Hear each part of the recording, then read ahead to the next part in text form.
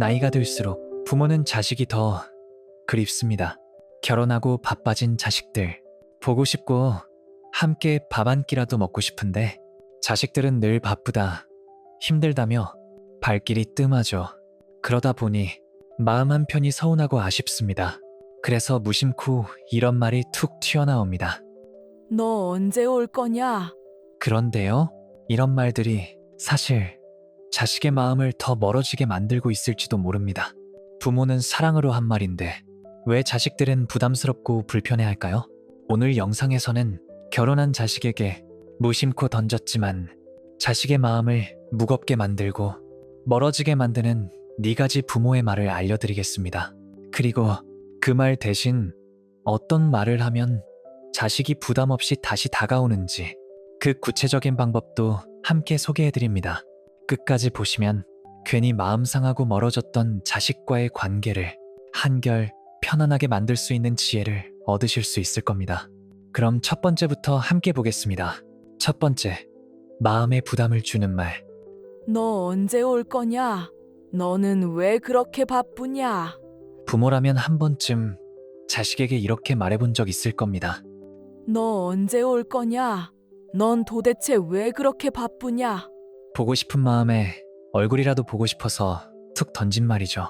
그런데 이 말이 나오기까지 부모의 마음은 사실 이렇습니다. 일상에서 문득문득 자식이 떠오릅니다.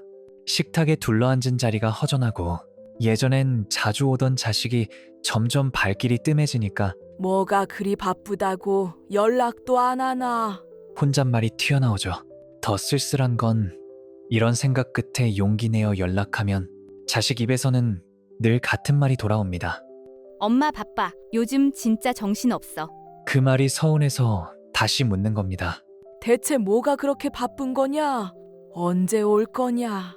그런데 부모의 이 질문이 자식 입장에서는 한숨부터 나오는 말입니다. 아, 또 미안하게 됐네. 내가 일부러 안 가는 것도 아닌데 속으로 자책하면서도 왠지 억울한 마음도 듭니다. 요즘 자식들의 삶은 부모 세대와 다릅니다. 직장에서의 경쟁, 불안정한 경제, 아이 키우는 것까지 주말도 일처럼 느껴지는 삶을 살고 있습니다. 심리학에서는 이런 상태를 만성피로, 사회라고 부릅니다. 늘 쫓기고 머릿속에 할 일이 가득한 상태. 이런 사람에게 왜 이렇게 바쁘냐는 질문은 너 그 정도는 아닌 것 같은데? 시간 좀 내라는 비난처럼 들릴 수밖에 없습니다. 또 심리학의 죄책감 유발 이론에 따르면 상대방이 의도하지 않았더라도 반복적으로 미안한 감정을 자극하면 그 관계 자체가 피하고 싶은 존재로 변한다고 합니다. 즉, 부모의 이 말이 반복될수록 자식의 마음속엔 미안함이 쌓이고 그 미안함은 결국 부담이 되고 맙니다. 부담이 쌓이면 자연스럽게 거리가 생깁니다. 한 가지 예를 들어볼까요? 어떤 딸이 있었습니다. 직장과 육아에 치여 일주일에 겨우 하루 쉬는데 그날도 밀린 집안일과 자기 시간으로 겨우 숨을 돌립니다. 그런데 그때마다 엄마는 전화를 해서 너 언제 올 거냐? 넌 그렇게 바빠서 엄마 얼굴도 못 보냐? 하고 묻습니다. 딸은 처음엔 죄송한 마음에 다음 주에 가볼게 했지만 시간이 지나도 못 가는 날이 반복되자 점점 전화 받기가 두려워졌습니다.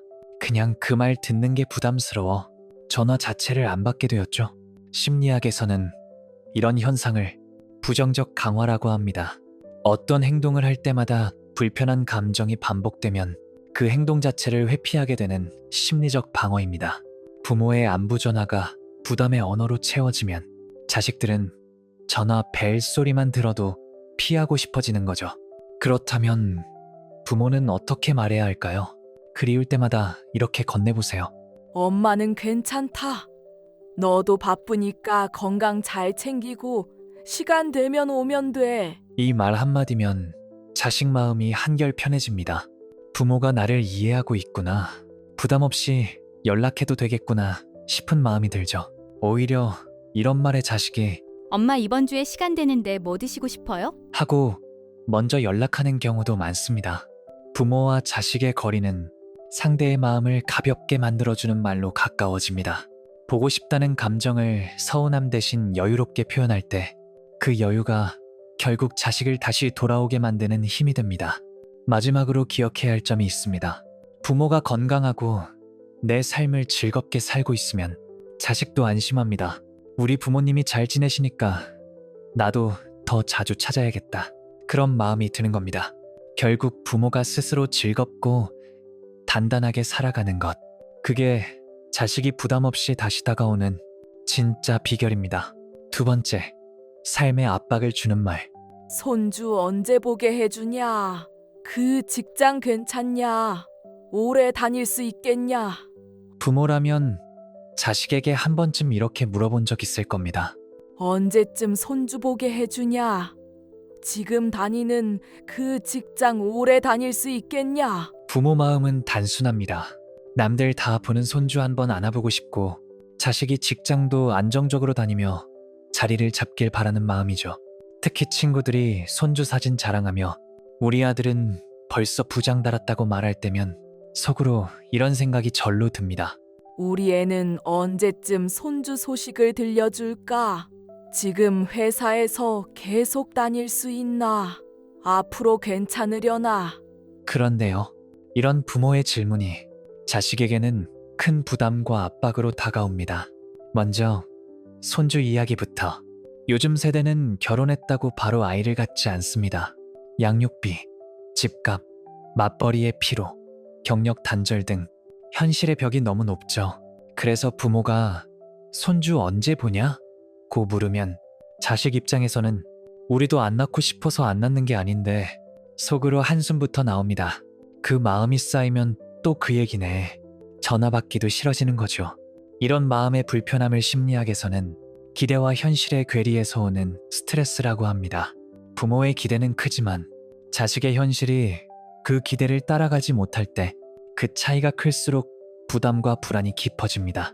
특히 부모가 그 기대를 자꾸 상기시키면 나는 왜 그만큼 못하지? 하는 생각이 점점 커지고 결국 그 말을 듣는 것조차 스트레스로 다가오는 겁니다. 출산과 육아도 마찬가지입니다.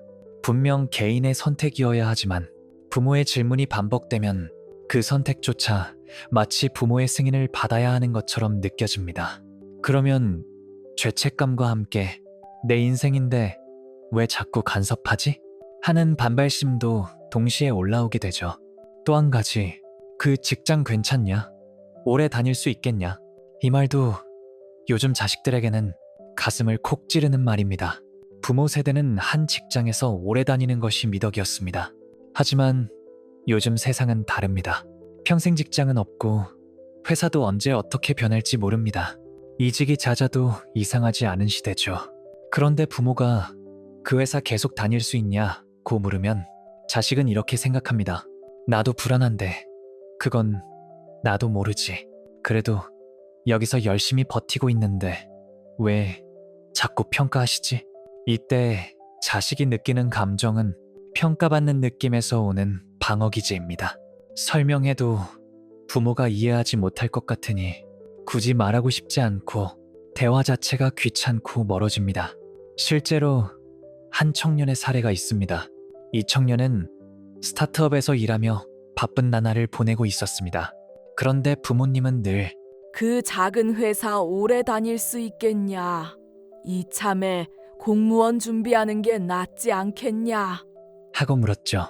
그때마다 청년은 왜 내 선택을 못 믿지? 나도 불안한데 그걸 매번 확인하면 더 불안해지는데 하는 마음에 점점 연락을 멀리하게 됐습니다. 심리학에서는 이런 걸 학습된 회피라고 합니다. 불편한 감정을 자꾸 느끼게 하는 대상을 무의식적으로 피하려는 심리적 방어죠. 결국 부모의 관심이 자식의 불안만 더 자극하고 관계를 멀어지게 만들게 되는 겁니다.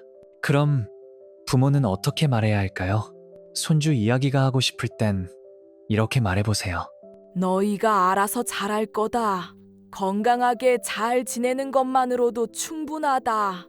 이 한마디에 자식의 마음이 확 풀립니다. 직장 이야기도 마찬가지입니다. 일하면서 힘든 건 없냐? 무리하지 말고 건강 챙겨라. 이렇게 물어주면 그래도 내 사정을 이해해 주시는구나 하고 자식의 마음이 열립니다. 부모의 관심이 판단이 아니라 응원임을 보여주는 것이죠. 결국 자식은 부모의 신뢰와 기다림 속에서 더 편안함을 느끼고 스스로 자랑하고 싶어집니다. 엄마, 나 이제 좀 자리 잡은 것 같아. 이제 아이도 가질 준비가 됐어. 이런 말은 부모의 신뢰와 여유로운 태도에서 자연스럽게 나오는 대답입니다. 그러니 자식의 삶에 대한 걱정과 압박 대신 그저 이렇게 말해주는 건 어떨까요? 살다 보면 때가 있더라. 조급해하지 말고 너희 속도로 가면 돼. 이 한마디가 자식에겐 가장 큰 격려이자 가장 따뜻한 뒷모습이 됩니다. 세 번째, 감정을 시험하는 말. 너도 이제 부모 마음 알겠지? 부모라면 자식이 결혼하고 아이까지 낳았을 때 꼭 한 번쯤 던지고 싶은 말이 있습니다. 너도 이제 부모 마음 알겠지? 그 말 안엔 너도 이제야 알겠구나. 내가 얼마나 고생했는지, 그때 나도 참 힘들었다 하는 부모의 마음이 담겨 있죠. 사실은 자식이 내 고생을 조금이라도 알아주길 바라는 마음입니다. 하지만 자식의 입장에서는 이 말이 꽤나 부담스럽게 다가옵니다. 내가 뭘 잘못했나? 왜 또 시험을 받는 기분이지? 이런 생각이 먼저 스칩니다. 자식도 육아하며 힘들지만 그 순간에도 부모님 마음까지 헤아려야 하나 싶고 괜히 또 부모님 마음을 몰랐던 못난 자식이 된 것 같은 묘한 서운함이 올라오죠. 더군다나 요즘의 육아는 부모 세대와는 다릅니다. 경제적 부담, 경력 단절, 육아 스트레스까지 환경이 전혀 다른데 너도 이제 알겠지? 하는 말은 비교와 원망처럼 들리기 쉽습니다. 심리학에서는 이런 걸 역할 기대의 충돌이라고 합니다. 부모는 자식이 이제 부모가 됐으니 이제야 자신의 마음을 이해해 주길 기대하지만 자식은 그 기대 자체를 부담스럽고 불편하게 느끼는 거죠. 예를 들면 갓난아기 때문에 밤새 잠을 못 잔 딸이 엄마에게 전화를 했더니 너도 이제 알겠지? 내가 얼마나 힘들었는지. 이런 말을 들으면 딸은 나도 지금 죽겠는데 이걸 또 증명해야 하나? 싶은 마음이 듭니다. 그러다 보니 다음엔 굳이 전화를 안 하게 되죠. 그럴 땐 이렇게 말해보세요. 너도 부모 노릇하느라 힘들지.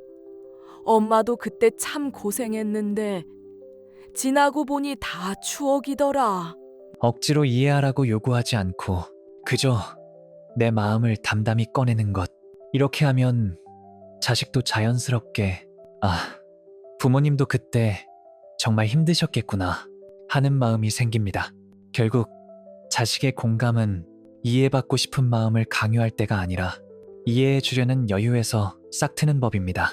그 여유가 자식과의 거리를 더 따뜻하게, 더 가까이 만들죠. 네 번째, 심리적 경계를 넘는 말. 네 마누라 잘하냐? 네 남편 잘해주냐? 부모라면 자식이 결혼한 뒤 슬쩍 이렇게 묻고 싶을 때가 있습니다. 네 마누라 잘하냐? 네 남편은 너한테 잘해주냐? 그저 궁금해서 걱정돼서 묻는 말입니다. 결혼 생활이 순탄한지, 혹시 마음고생하는 건 아닌지 부모 마음엔 늘 신경이 쓰이니까요. 그런데요, 자식 입장에서는 이 질문이 괜히 마음이 불편하고 어떻게 대답해야 할지 망설여지는 질문입니다. 왜일까요? 배우자 이야기는 자식의 인생에서 가장 사적인 부분이기 때문입니다. 결혼 생활에는 크고 작은 갈등도 있고 좋은 점도 있지만 그건 자식 부부끼리 풀어야 할 문제죠. 그런데 부모가 자꾸 네 마누라 잘하냐? 네 남편 잘해주냐? 이렇게 묻는 순간 자식의 속마음엔 이런 생각이 스칩니다. 뭘 얘기해도 괜히 걱정만 늘겠지. 혹시 흉이라도 보이면 배우자를 미워하게 될 텐데. 그래서 자식들은 보통 이렇게 대답합니다. 잘 지내요. 짧고 무미건조하게 끝내버리죠. 괜히 더 이야기하면 일이 커질 것 같으니까요. 심리학에서는 이런 걸 심리적 경계 침범이라고 합니다. 사람은 누구나 자신만의 경계선이 있습니다. 아무리 가까운 부모라도 배우자와의 사적인 영역까지 들여다보려 하면 본능적으로 방어적인 태도가 생깁니다. 특히 부모가 배우자를 평가하는 듯한 기색이 보이면 자식은 속으로 이런 걱정을 합니다. 괜히 흉 보면 나중에 얼굴 볼 때 어색해질 텐데 좋다고 하면 또 의심할 거잖아. 결국 이 질문은 자식의 사생활에 발을 들이려는 것으로 느껴지고 그때부터 자식은 심리적 문을 닫아버립니다. 예를 들면 이런 사례가 있습니다. 한 아들이 있었습니다. 결혼 후 부부싸움을 하고 부모님과 통화를 하게 됐는데 아버지가 이렇게 물었습니다. 네 마누라는 잘하냐? 그 순간 아들은 입이 떨어지지 않았습니다. 솔직히 답하면 부모님이 아내를 걱정하다 못해 싫어할 것 같고 좋다고 하면 거짓말하는 것 같고 결국 그냥 잘 지내요 하고 얼버무렸습니다. 그 뒤로 아들은 배우자 이야기는 절대 꺼내지 않게 됐죠. 그럼 부모는 어떻게 말해야 할까요? 그럴 땐 이렇게 말하는 게 좋습니다. 둘이 잘 지내지? 뭐 힘든 거 있으면 언제든 얘기하고. 이렇게 말하면 자식은 부모가 결혼 생활을 존중하고 있구나 하는 마음이 듭니다. 그러면 진짜 힘들 때 스스로 부모에게 털어놓을 수 있게 됩니다. 결혼 생활은 부부가 풀어야 할 문제입니다. 부모가 깊이 알려고 하면 할수록 오히려 자식과의 거리가 멀어집니다. 그리고 무엇보다 부모가 자기 인생을 즐겁고 건강하게 살아가는 것이 자식에게는 가장 든든한 힘입니다. 부모가 자기 삶에 집중하며 재미있고 여유롭게 살아가고 있으면 자식도 결혼 생활을 안정적으로 이어가려는 마음의 힘을 얻게 되죠. 결국 부모의 삶의 태도가 자식의 결혼 생활에도 긍정적인 영향을 주는 겁니다. 그러니 배우자에 대한 궁금함이 생길 때마다 둘이 잘 지내면 됐다. 건강하고 즐겁게 살아라. 이렇게 말해주는 것, 그게 자식을 존중하는 진짜 배려입니다. 결국 부모와 자식의 거리는 조금 비워둘 때 오히려 더 가까워집니다. 걱정과 기대 대신 내 삶을 더 잘 살아가는 것, 그게 자식에게도 가장 큰 편안함과 여유를 주는 길입니다. 철학자 에픽테토스는 이렇게 말했습니다. 진정한 자유는 내가 통제할 수 없는 것에 마음을 쓰지 않는 데 있다. 자식의 삶도 그렇습니다. 부모가 아무리 애써도 결국 그 삶의 주인은 자식입니다. 그걸 받아들이고 인정할 때 부모도 비로소 자유로워집니다. 그리고 내 건강을 잘 챙기고 내 인생의 즐거움을 발견하며 하루하루를 단단히 살아갈 때 자식들은 오히려 더 안심하고 부모 곁을 찾게 됩니다. 어느 날 문득 엄마, 아빠, 그냥 보고 싶어서 왔어요. 이런 말을 듣게 되는 그날, 그건 부모가 잘 살아낸 삶의 선물 같은 순간일 겁니다. 오늘 이야기가 부모로서의 마음에 작은 위로와 지혜가 되었길 바랍니다. 영상을 끝까지 함께 해주셔서 감사합니다. 구독과 좋아요, 알림 설정으로 앞으로 더 깊은 이야기를 함께 나누어요. 다음 이야기에서 뵙겠습니다. 감사합니다.